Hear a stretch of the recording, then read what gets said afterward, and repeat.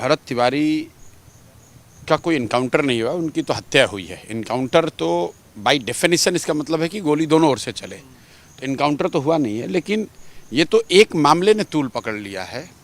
लेकिन अगर आप देखेंगे तो बिहार में इस सरकार के बनने के बाद 20 से ज़्यादा, इनके शब्दों में, सो कॉल्ड इनकाउंटर और हाफ इनकाउंटर, एक नया शब्द ईजाद किया है, इनकाउंटर और हाफ इनकाउंटर कर रहे हैं लोग। इसके पीछे आपको समझने की ज़रूरत है कि ये हो क्यों रहा है। ये हो इसलिए रहा है कि जो सत्ता में ऊपर लोग बैठे हुए हैं, खासकर जो मुख्यमंत्री हैं, गृह मंत्री हैं, उनकी सोच ये है, और कम से कम ये वो प्रदर्शित करते हैं कि पुलिसिंग का मतलब है गोली चलाना, पुलिसिंग का मतलब है किसी को मार देना। मेरी अपनी समझ ये है कि समाज में बहुत तेरे ऐसे लोग इससे सहमत होंगे कि पुलिसिंग का मतलब गोली चलाना नहीं है। पुलिस का काम तो समाज की रक्षा है। अपराधियों को मारने के नाम पर अगर आप पुलिस को गोली चलाने की छूट दे देंगे तो भरत तिवारी जैसी घटनाएं, मैं रादर कहूँगा दुर्घटना, होती रहेगी। इसलिए कि ये तय कौन करेगा कि अपराधी कौन है।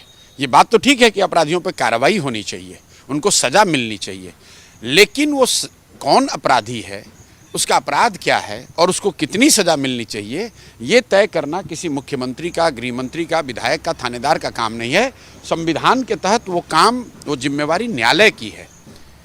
और जब आप उस बनी हुई व्यवस्था से अलग हटकर कोई एक नई व्यवस्था बनाएंगे जिसमें आप रोज़ मंच पर खड़े होकर ये कहेंगे कि अपराधियों को गोली मार दिया जाए, तो फिर वो आपके हाथ में, नियंत्रण में रहेगा नहीं। और वही बिहार में हो रहा है। हर दूसरे तीसरे दिन हम लोग सुन रहे हैं कि आज किसी को पैर में गोली मार दी, आज किसी की हत्या कर दी गई।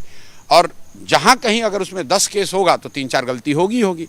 ऐसे तो संवैधानिक तरीके से हर अपराधी को भी गोली मारना गलत है, लेकिन उसमें इनोसेंट लोग भी मारे जाएंगे। और वही हुआ है भरत तिवारी के केस में, क्योंकि आपने प्रशासन को खुली छूट दे दी है। इसीलिए जब मैं वहाँ गया तो मैंने ये कहा कि घटना की जो जांच की बात हो रही है, न्यायिक जांच की, तो जांच में सबसे ज़रूरी बात ये है समझना कि किसकी जांच होगी। क्या जिन लोग, जो पदाधिकारी, जो कांस्टेबल, जो एएसआई, डीएसपी, थानेदार वहाँ पर थे, गोली चलाई या चलवाई, उनकी जांच होगी, या पटना में बैठे हुए पुलिस हेडक्वार्टर में लोग जो इसको नियंत्रित कर रहे थे, गाइड कर रहे थे, उनकी जांच होगी, या फिर सरकार के गृह विभाग के, गृह मंत्रालय, गृह मंत्री के भी उस जांच होगी, क्योंकि उनके वक्तव्यों का कितना असर पड़ा है इस तरह के पुलिसिया व्यवहार पे, इसको भी जांच के परिधि में लाया जाना चाहिए। जब तक आप उस चीज़ को नहीं एड्रेस करेंगे तो किसी कांस्टेबल को या एएसआई को सस्पेंड कर देने से ये रुकने वाला नहीं है। और आप देखिएगा बिहार में आने वाले कुछ हफ्तों में, महीनों में, दुर्भाग्यपूर्ण है लेकिन ये नियंत्रण से बाहर होने वाला है। हर पुलिस वाले को, हर थानेदार को आप कहिए कि आप गोली मार दीजिए, किसी को जो आपको अपराधी दिखता है उसको गोली मार दीजिए, तो तय करने का तो कोई मैकेनिज्म है नहीं कि अपराधी है कौन। अभी सम्राट चौधरी पहली बार सत्ता में आए, इतना उनको अनुभव है नहीं, और जोश में आकर राजनीतिक एक तरीके से अपरिपक्वता है उनकी कि वो बता रहे हैं कि पुलिस को गोली। भाई आप जनता के लिए हैं, पुलिस के लिए नहीं है। पुलिस तो एक माध्यम है समाज में व्यवस्था बनाकर कायम करके रखने के लिए। आप कोई मिलिट्री रूलर नहीं है कि आपकी प्राथमिकता पुलिस से गोली चलवाना है। यही बात तो मैं कह रहा हूँ कि आपको ये समझना है कि ये घटनाएं हो क्यों रही हैं। ये घटना इसलिए हो रही है कि सरकार का मुखिया, जिसकी खुद की आपराधिक छवि है, उनकी प्रवृत्ति अपराध की रही है। अगर सम्राट चौधरी के डेफिनेशन से चलिए तो जिस दिन 7 लोगों की हत्या के मामले में उनको अरेस्ट किया गया तो उस दिन पुलिस को उनको गोली मार देना चाहिए था। क्या उसका समर्थन करेंगे सम्राट चौधरी, उनके दल के लोग और उनके समर्थक? कौन तय करेगा कि भाई आप कह रहे हैं कि नहीं मैं अपराधी नहीं हूं, मुझे राजनीतिक तौर पे फंसाया गया, तो दूसरा व्यक्ति भी ये कह रहा है कि भाई मैं अपराधी नहीं हूं, मुझे राजनीतिक तौर पे आप मार रहे हैं। ये कौन डिबेट सेटल करेगा? ये डिबेट सिर्फ और सिर्फ न्यायालय में सेटल किया जा सकता है। ये वो देश है जहाँ कसाब का भी ट्रायल चला है, जहाँ इंदिरा जी के हत्यारों का ट्रायल चला है, जहाँ गांधी जी के मारने वालों का भी ट्रायल चला है। अगर अपराध बिल्कुल सामने हुआ है फिर भी न्यायालय ही तय करेगा कि अपराध किसने किया, उसका मोटिव क्या था और उसकी सज़ा क्या होनी चाहिए। वो कोई सम्राट चौधरी, उनका मंत्री, उनका विधायक, थानेदार, अफसर तय नहीं कर सकता है।